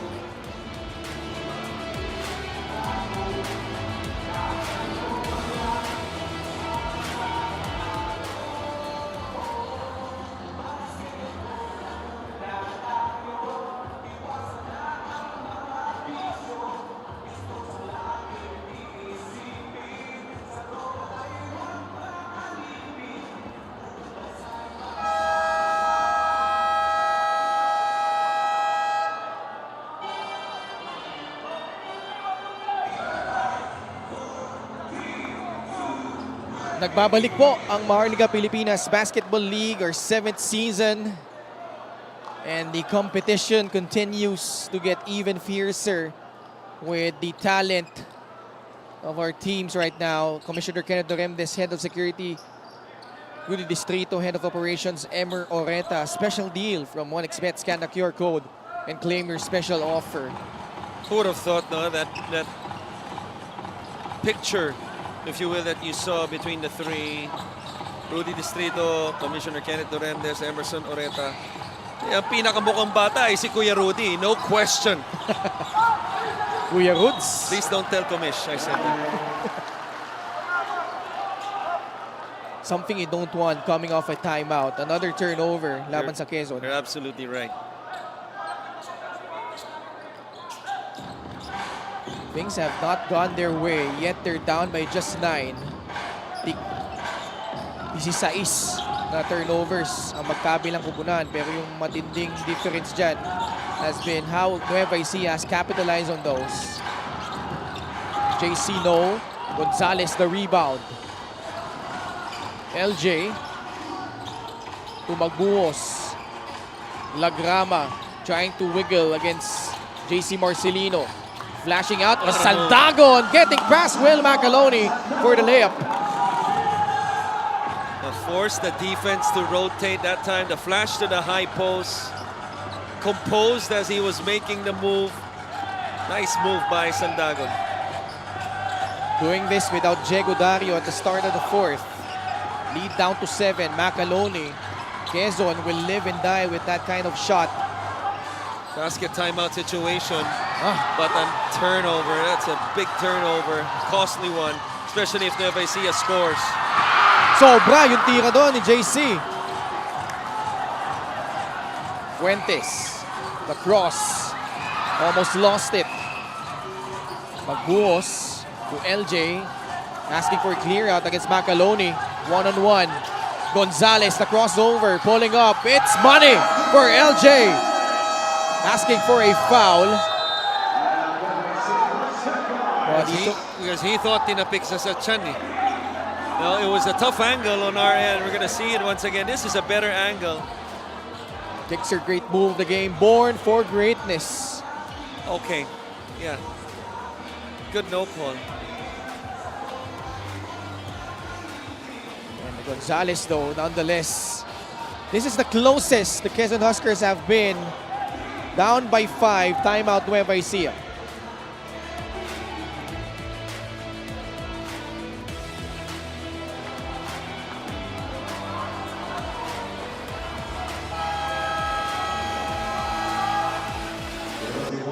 Welcome back to the MPBL. You can hear numerous voices, just high energy during Quezon's last huddle, but all encouraging their teammates with words of positivity. Alvin Abundo applauds his teammates, telling them they did a good job of cutting the lead down. In his words, andyan na tayo kaya wag na natin bitawan. Yero and Minerva had a side conversation naman, high-fiving each other, but also reminding one another to not be afraid to ask for help defensively. Sa quarter naman na ito, Coach Eric tasked LJ and Judel to show off their shooting firepower. He told them, now is your time. Back to you, Ken and Christian.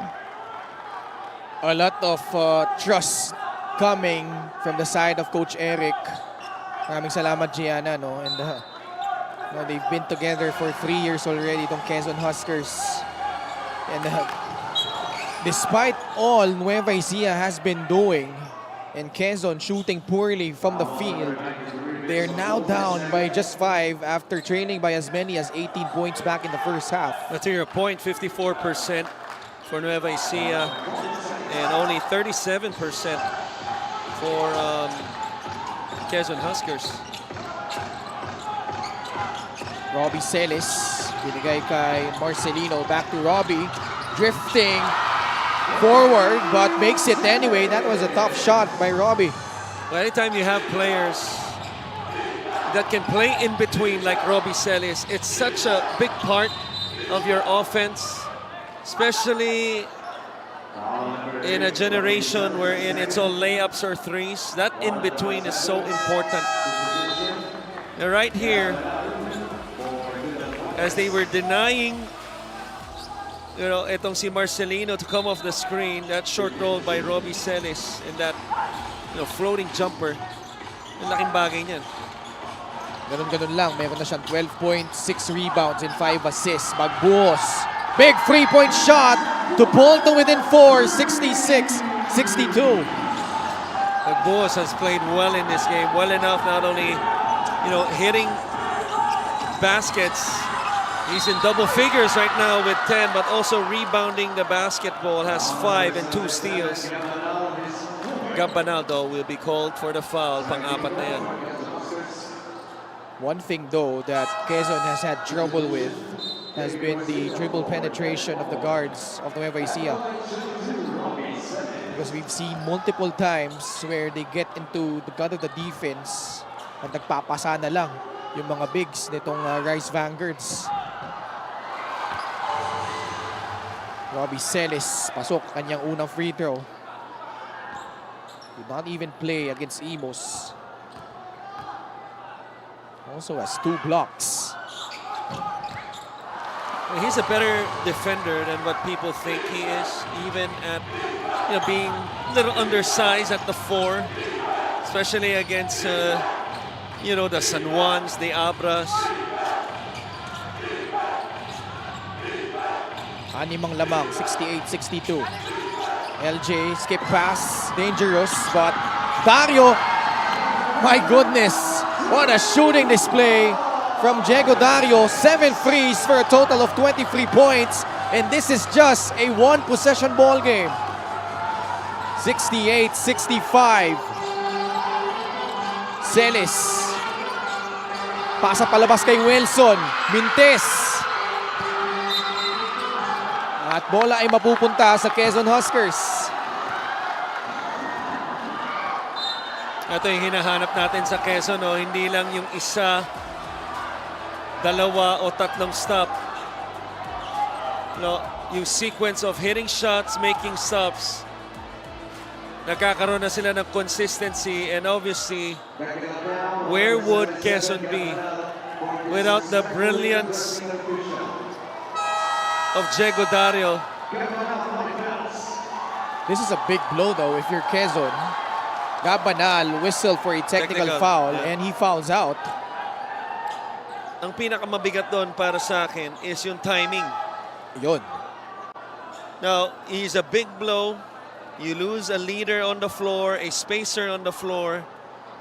But just right when you have momentum or creating momentum, and then you get a technical. Wilson hits this shot, 2-possession game.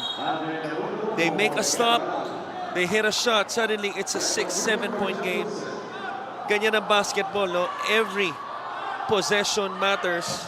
Kaya yung composure ng bawat player, importante rin. And you know what they say, it's a possession kind of game in basketball. Getting entangled there with Will Macaloni. So he's done for the night. 69-65 after that Wilson free throw. Free guard setup for Quezon. Gonzalez nails a free. It's down to 1. Well, they've been executing all night. It was just a matter of time wherein their defense would step up and their offense would propel. That's their 12th three, but what an answer by Nueva Ecija. Robbie Zelis to the rescue. 71-68. Crowd coming alive. Dario puts it up, puts it in! We are tied, 71-all! What a fight back by the Quezon Huskers. Diego Dario with his best performance to date, 26 points. On 8 3-pointers, that's a foul. Nueva Ecija, though, has not been efficient from the line. Only 15 of 24.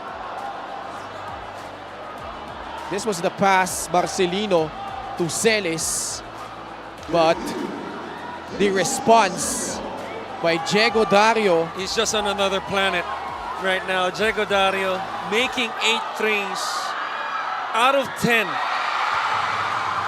That's insane. Yeah. 80%. And maybe half of those were tightly contested shots. He had some open shots, especially in the first half. But after that, it's been pretty much under the rest. JC Marcelino coolly sinking in 2 free throws. Quezon in penalty, down by 2. Dario. Laban kay Will Macaloni at the post. Sandagon met by 2 blue jerseys. He turns the ball over.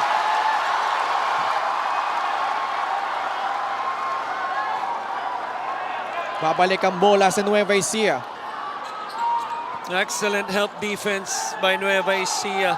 I think the key right there is how he pushed him towards the baseline. Even, ina-atake nila yung mismatch because Sandagon had a smaller guy on him. And by the time he got the ball, nandun na yung help, forced the turnover. JC runs into traffic, floats it up, no. Rebound ends up with Magbuhos.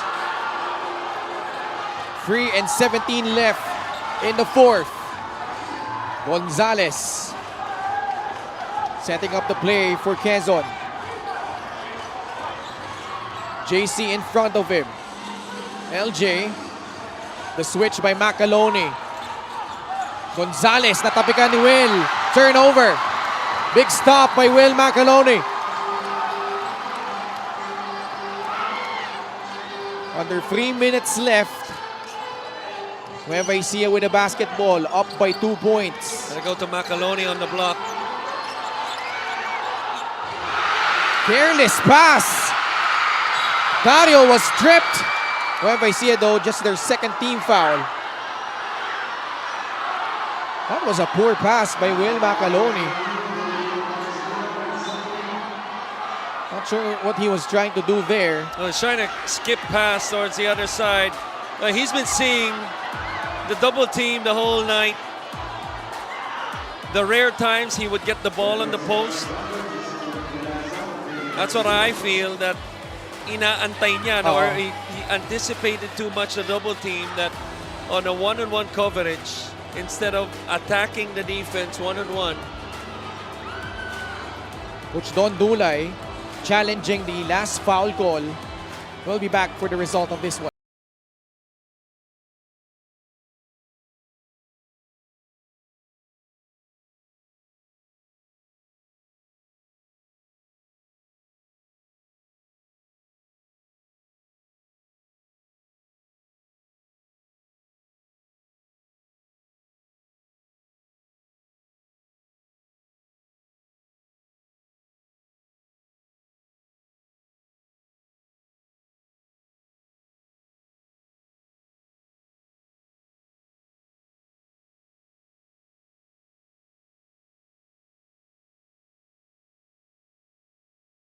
Foul laban kay John Wilson.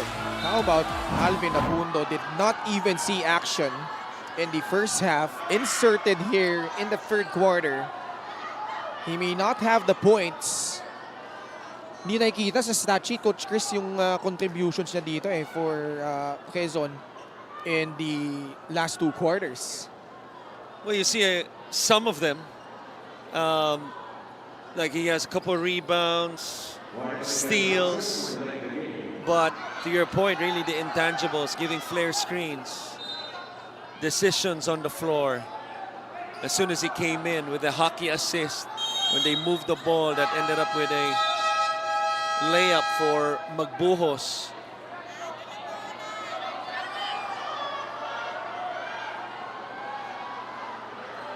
You ask any coach, especially in pressure-packed moments, oftentimes coaches will always go for the better decision player rather than the more talented one. Because your talent would be useless if you cannot make good decisions on the floor, and that's what Abundo provide. You know, defensively, he's a pit bull, especially putting pressure on ball, and offensively, just makes good decisions on the floor. Very important, especially with Gab Banal fouling out Gonzalez. And they've been playing for the majority of the fourth without Judel Fuentes. Dario. Abundo for the lead. Off the heel. JC Marcelino clears it. Nueva Ecija dodging a bullet. They did, because Quezon has been trusting their execution all night. Just fortunate that they missed that one is Nueva Ecija. JV attacks. Layup, no. Foul against Quezon though. A push against Diego Dario. 4th foul against Diego. Fuentes will check in for Alvin Abundo. So all hands on deck para sa Quezon. This free throw brought to you by Extreme Appliances, ang subok at kumpletong appliance brand ng Pilipinas. Pasok ang unang free throw ni JV.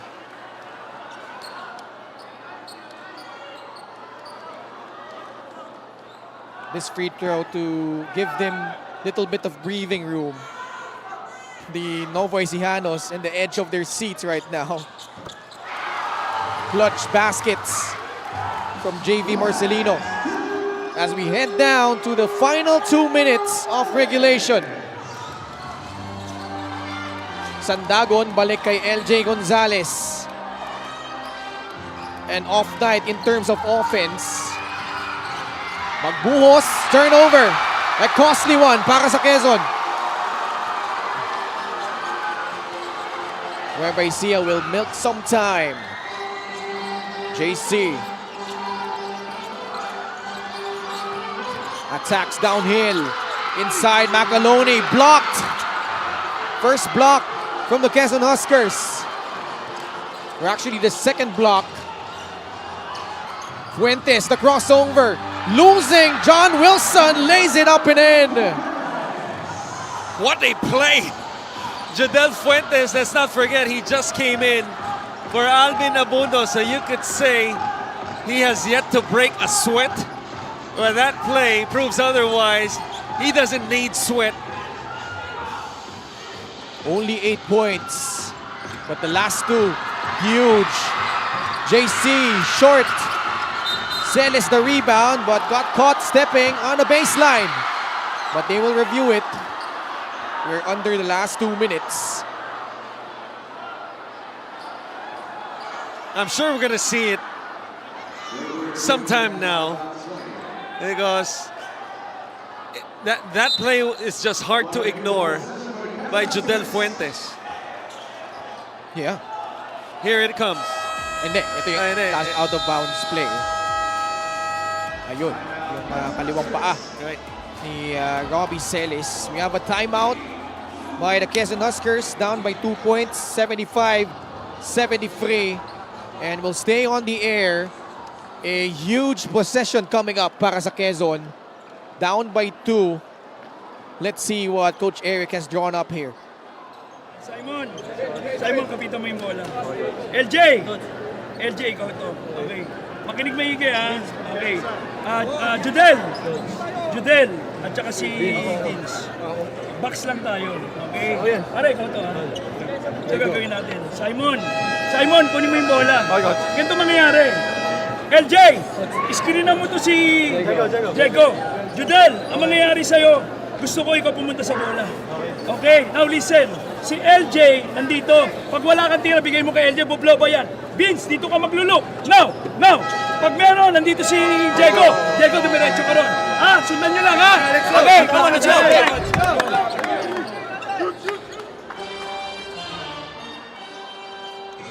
Alright, what do you think, Coach Chris? LJ and Diego. Yun na yun. Di ba? Oo. Make a play. See what you have. Nueva Ecija though, This only has one- 2 team fouls. Right. In this one we heard a box formation, back screen. Fuentes, nakalusot na naman. And a foul called against Will Macaloni. 2 free throws coming up for Judel.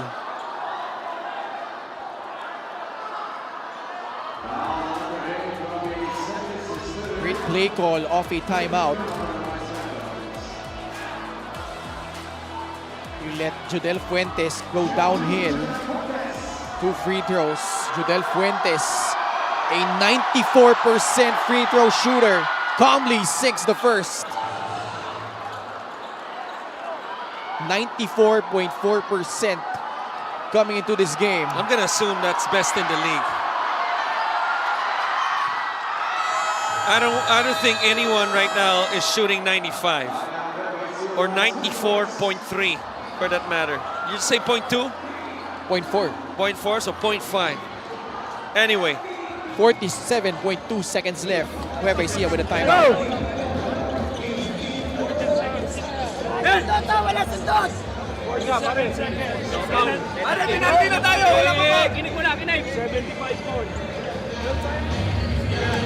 JB, JC, I want you coming out. Okay. We're here. Okay. Go corner. Be patient. Okay. 14 seconds. Okay. When we go here, you're gonna go. Will. Okay. Here. Take it roll. Okay. Here. Sorry, this is Wilson. Okay. Take it roll. Ako lang mag-iimbang na pass corner ako. so I expect them to inbound. Marcelino brothers, iyan nyo, tumulong kayo rin.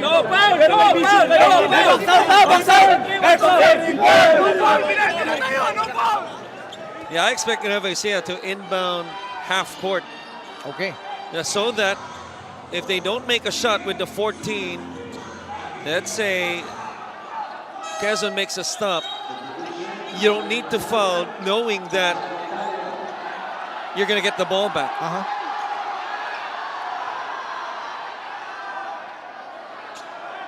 Some confusion on the side of Quezon. Well, here's the thing. If this is a long rebound and Quezon is off to the other side, Nueva Ecija has to remember they have a foul to give. Celis. Great pass by John Wilson off the curl. And Celis will shoot 2 free throws. What I like about that offensive set is that they went to the offense, to the trigger action right away off the pin down. That opened up John Wilson, forced the defense to help, and eventually led to the open Celis underneath. Short! Wow, air balls the first. Something you don't see every day from Robbie Celis. Right. Short doesn't even do you justice, as that was Hindi Way makapaniwala. short. Yung mga Nueva Ecijanos. 19 out of 29 from the line. Second free throw for Robbie Celis. Gets it in, 76-75. Quezon has never led in this entire match. Down by as many as 18 points. Now a chance to take the lead in this possession. Fuentes. Mocon all over him. Judel lost it. Marcelino off to the races. JV stumbles and travels. They were right there. Bola babalik sa Quezon. They were too fast for themselves. Masyadong mabilis. But what a substitution by Don Dulay. Putting in JV Mocon. You see, yan ang problema minsan pag sobrang bilis mo rin. It just lost his footing. Unfortunate. But for Quezon, fortunate. Quezon will burn their final timeout as well. And let's see what Coach Eric Gonzalez will draw up this time. Gusto ko bilang kapitay tayo kasi mag-help kami.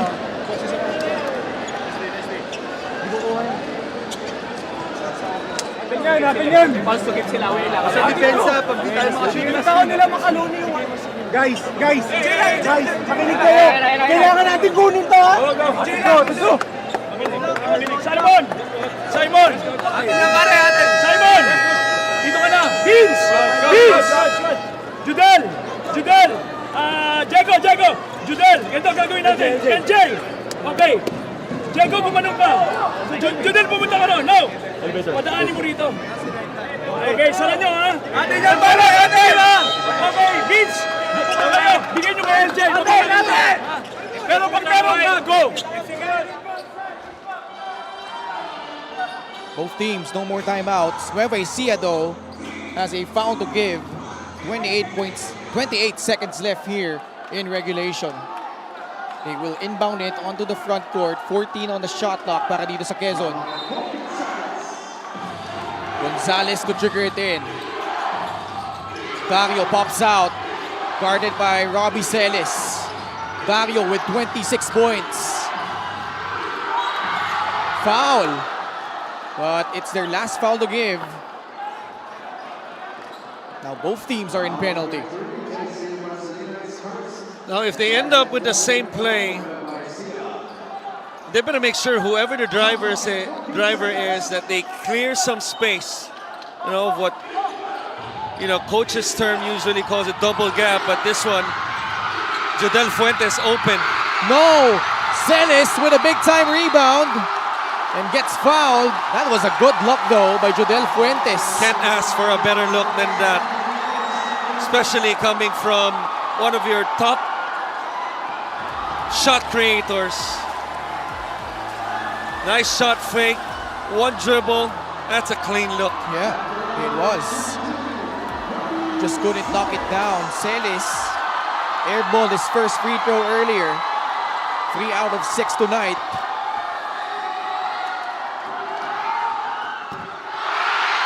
Sablay yung una. Quezon with a slither of opening. 16.1 seconds left. Both teams over the limit and no more timeouts.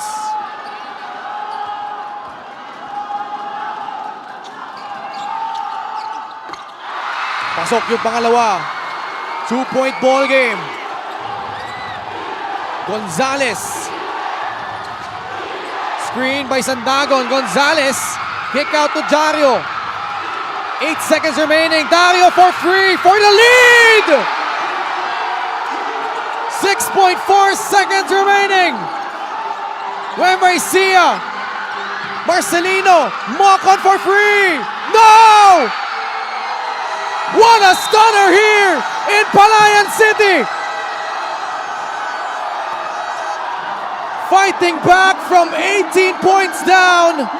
Their first taste of the lead And boy, Diego Dario, his 9th three-point shot right at the hearts of the Nueva Ecija Rice Vanguards. So what's the saying? The first time is always the sweetest. And as you mentioned, the first time to take the lead, the sweetest one. But to me, this is really a defensive down. What's the saying? Hand down, a man down. You see, to me, this is a late contest by Wilma Caloni. The way Diego Dario has been shooting lights out tonight, you force him to put, not only to put the ball on the deck, but really to drive the basketball knowing that the help is going to be there. But then again, Diego Dario, what a performance. Certainly his best MPBL game, maybe the best game of his young career. He's still young, by the way. Oo naman, no question. Diego Dario, man, delivering when it mattered the most para dito sa Quezon Huskers. What a stunning upset here on the road. After winning against San Juan, outdoing themselves here, beating Nueva Ecija 78-77. And This is just a fitting end. I mean, the way he allowed his team off the bench, you know, the shooting obviously a big part of it, but really the fight, because I never felt, you know, with Quezon and with him in particular, that they were out of it. They were so composed that even though they were playing so poorly, that they trusted their execution. They knew that in the end, if they hung around closely in the fourth quarter, they would give themselves a chance. This is just a fitting end, especially the way it ended with Diego Dario hitting the game winner and him being the best player. Best player of the game brought to you by 1xBet, the title sponsor of the MPBL. Your choice, your victory. Feel more game with 1xBet. Let's go courtside to Gianna Llanes. Yes, Ken and Christian, well-deserved nga itong best player of the game honors kay Diego Dario. You got your career high today. You carried your team in terms of offense, but I want to ask about that game-winning shot. We can see you really thinking about it. Ano yung nasa isip mo when you took that shot? Well, buong game na feel ko yung rhythm ng game. So, sinabi ko kay LJ, sa end game bigay mo sa akin. And rhythm shot, I work on that every day.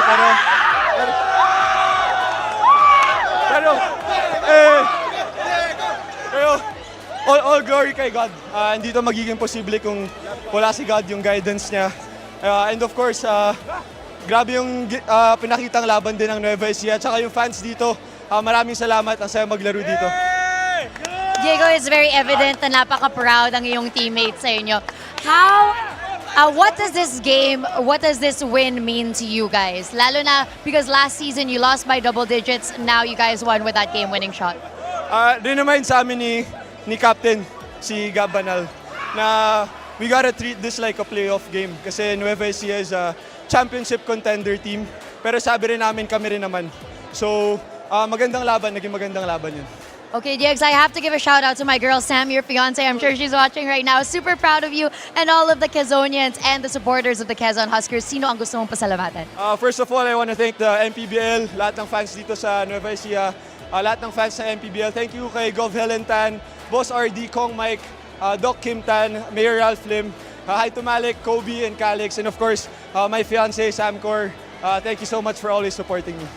Thank you very much, Diego, and congratulations. Our best player of the game is brought to you by 1xBet, the title sponsor of the MPBL. 1xBet, your choice, your victory.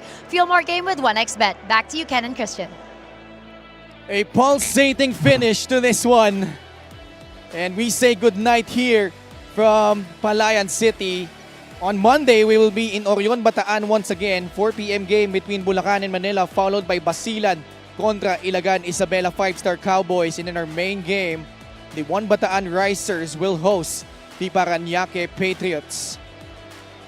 What a resounding win para dito sa Quezon Huskers as they win over Nueva Ecija 78-77. That does it for coverage from Palayan City on behalf of Coach Christian Luanzon and Gianna Llanes, and our entire crew. Ako po si Ken Pangilinan. Maraming salamat sa pagtangkilik at pagsubaybay sa Maharlika Pilipinas Basketball League, ang liga ng bawat Pilipino.